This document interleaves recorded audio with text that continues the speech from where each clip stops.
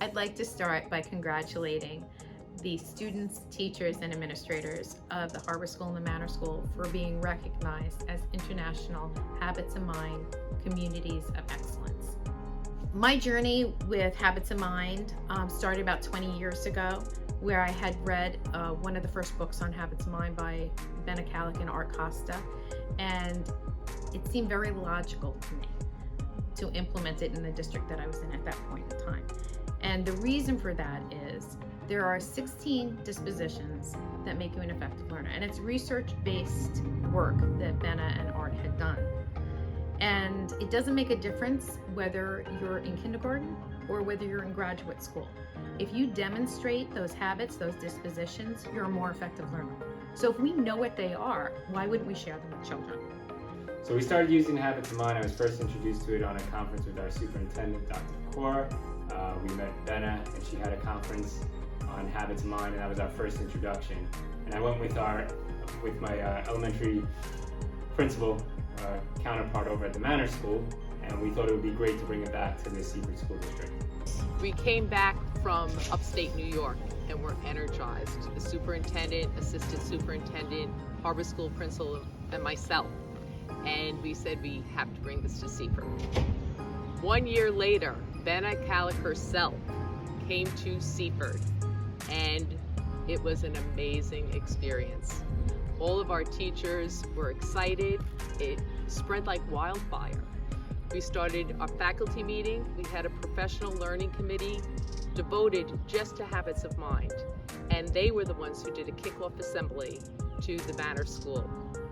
So little by little, we started introducing Habits of Mind and the things that we fell in love with and the great points that they stressed, that this is all stuff that we should be teaching our kids because it really gets them learning, gets them involved, gets them excited for what they're doing, but it's also things that are common sense and very easy to use. The next year, Benna came back to Seaford and did professional development and helped us align the Habits of Mind to our existing SEL curriculum, which we implement every day. SEL, social emotional learning, is really the center of what we do at our elementary school level. You really have to focus on the child as a whole in order to reach them in any aspect of life, whether it's academically or socially with their peers, and especially this year more than ever, that's something that we really, we strive to make that our focus. I think that teachers are really fantastic working with the Habits of Mind because we understand that it's really about being better humans. It's not just something that we learn for the day and say, okay, we're done.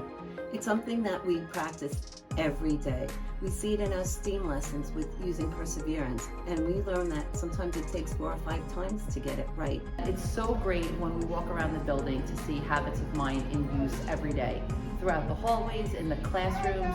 You know, we always try as educators to give behavior-specific feedback, and then we see that through the habits all the time. It's so common to hear teachers saying, I like the way you're managing your impulsivity, or wow, you just responded with wonderment and awe. Our kids who really struggle with math, they learn to persevere, to think outside of the box, creatively think. And I think perseverance for them is really, really important. We also try to spread it around in our community because we realize that it is so important to be better human beings and to be kind. And we really emphasize the social emotional aspects with our students and how important it is.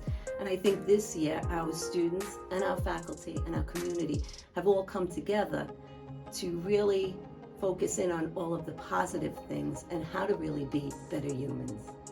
Habits of Mind is something that not only that students use, but adults use them also, and I think it just makes everybody reflective learners. I know once I learned about the habits, I was able to think which habits are most important to me in my life, even as an adult learner. So we instill that in our children, and then we also use those traits in our adult learning.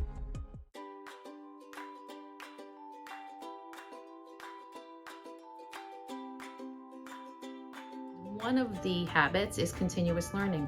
That curiosity that is instilled in children, it's deliberate, and I think that is what is unique about the habits. You're constantly thinking about enforcing how you do things and how you think about things. So for our social emotional learning program, we talk a lot about habits of mind. And one very important one that I really love is the listening with empathy and understanding. It teaches our children exactly what empathy is and being able to feel what another person feels. So we use the term putting yourself in someone else's shoes. And they get it. They really try to understand that person's perspective, that person's point of view, and they relate better to each other doing that. They listen in conversation, they try to understand, and now this is kindergarten through 5th grade.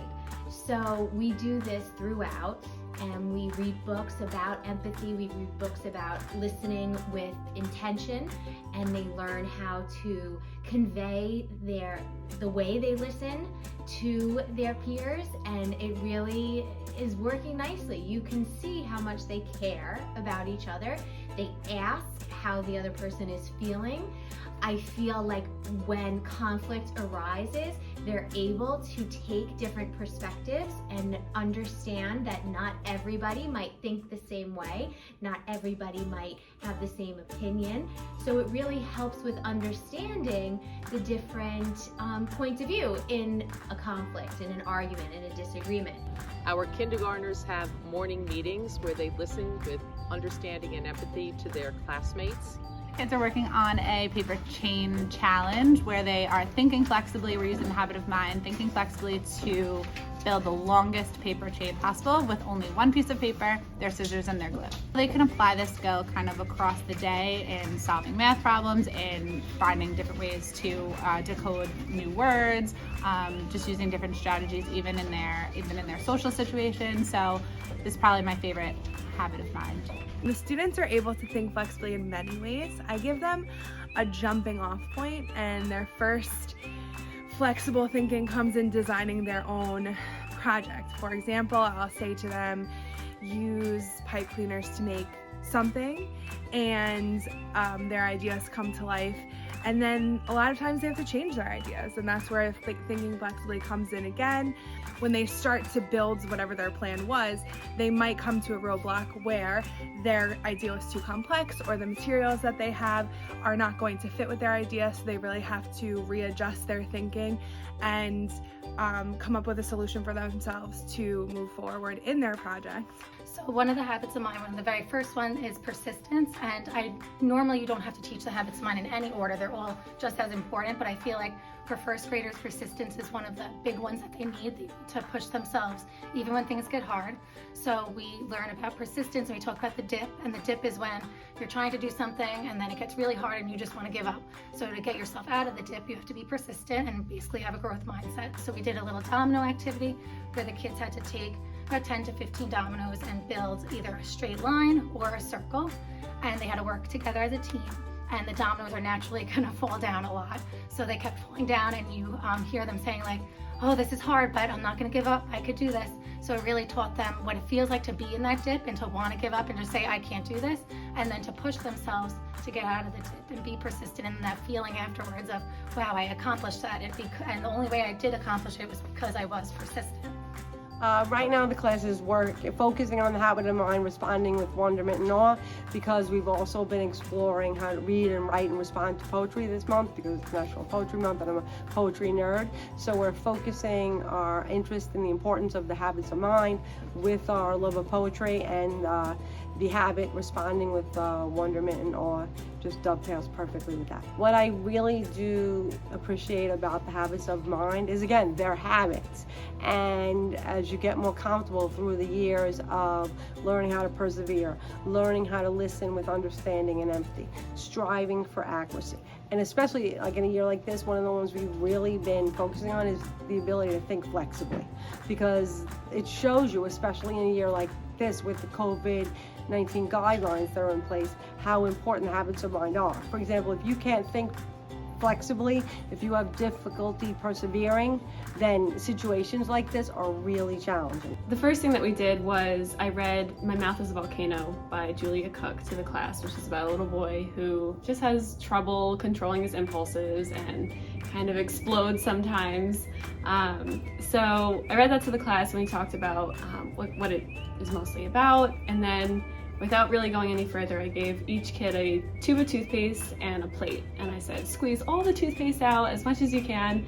And it was all over the place, all over the plate. And I gave them a toothpick and I said, okay, put the toothpaste back in the tube.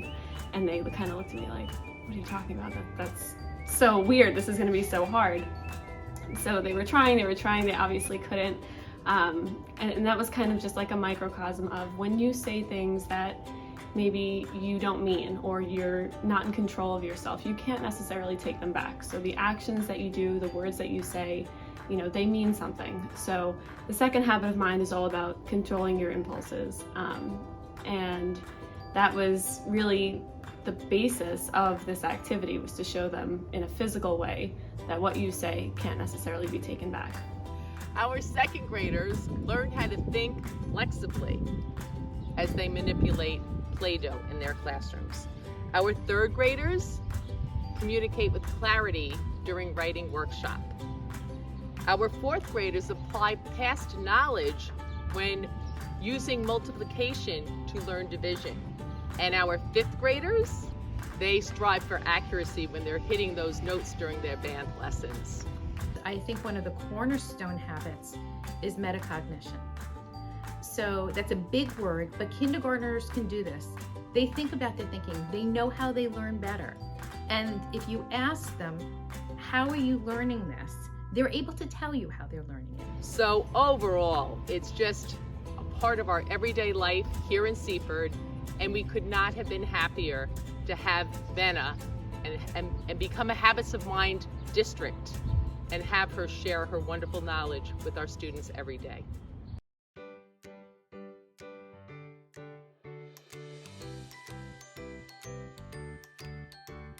So the Habits of Mind, I feel like, is so important because it helps the kids socially, emotionally, and academically.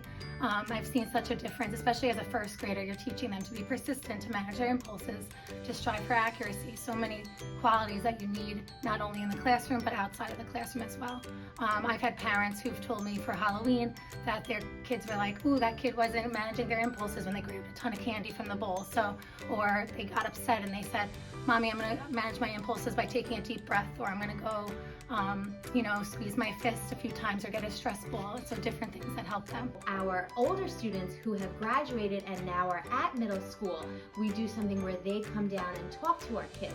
So they now have that true empathy and understanding of what the fifth graders are feeling, and they can then relate. And they use the same language as we've been using, and our middle school is adapting their program as well. So it really works out nicely because through the grades, they all can relate to each other. I think they've really built their persistence and their resilience with math, especially as it gets more difficult. And they kind of fend for themselves a little more than they have in the past years, trying new things and trying out different strategies on their own before coming to me, or knowing how to ask each other for help, which is a huge step. All the teachers across the grade levels, the administration, everyone involved knows the program. So the jargon carries over from kindergarten to 12th grade. Everyone has the same verbiage. The carryover is just great. So when they're in kindergarten to first grade to second grade, they're learning about the habits of mind, they're using the same words, and it's just much more understandable for the students. Because these students have been hearing about and learning about these habits, and I talk about them incessantly, literally incessantly, then they are more comfortable and more proactive for themselves. It's really been a benefit. I did notice a big change in our students since we've been doing Habits of Mind for a few years now. Our kindergartners who started with it, really now, who are our third graders, we see them using the terms perseverance, thinking critical, asking and posing questions, as opposed to our students before were always afraid or sometimes didn't want to take the initiative to challenge, ask questions, reason why. Think about their thinking, and I really see the children how much they've grown using the Habits of Mind, and it's becoming part of their daily lives, not only here at school, but at home. I just think that it's practical, it's something that's easy to use. The language, it makes sense for the children. And what's really nice about it is the Habits of Mind can be used in whatever discipline you're learning about. If you're talking about a social studies lesson and you're talking about some positive people in the history lessons, you can easily say how they best demonstrated habits. And then it works very well with our ELA curriculum and talking about characters in books. And it's great to have students recognize habits and start to implement them and recognize them in other people. And then I think that's how you get to know that they're internalizing these habits themselves. And it all goes back to that continuous learning piece. It is so important to excite the learning inquiry in our students, and the habits are the tool for making students really cognizant of the fact that they are in control of their learning.